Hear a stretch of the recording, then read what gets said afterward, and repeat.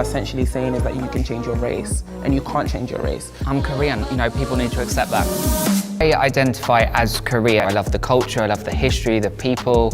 I've put myself through a lot of pain. I've had a lot of surgical procedures to have more of a Korean aesthetic. I spend a lot of time learning the language. Basic Korean Part 2. Yes. Nay. No. 아니요. Please. 죄송하지만.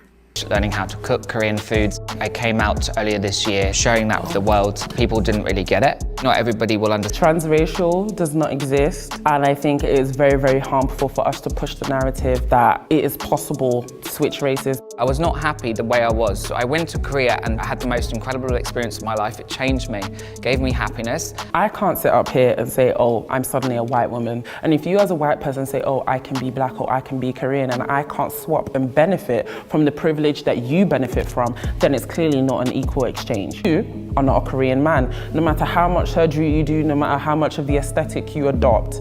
Nobody can take away what a minority group has been through. But I think when we do combine cultures, and millions of people now do almost adopt a lot of the Korean cultural aspects, because through K-pop or K-drama they love it so much they then start adopting those, whether that's the hairstyle, whether that's the fashion style, whether they want to go and live in Korea. We all have the right to choose how we identify, to be who we want to be. I'm Korean, people need to accept that you can change your race and you can't change your race. And I think if you don't recognize that power imbalance in what you're doing and how it's disrespectful to me, you're just kind of proving the point that you're doing this for money and attention. I understand some people might get offended by what I do, but I'm not actually going out there doing bad things. I'm not doing anything to hurt people. I'm just living my truth. You center those who are affected. You don't center yourself.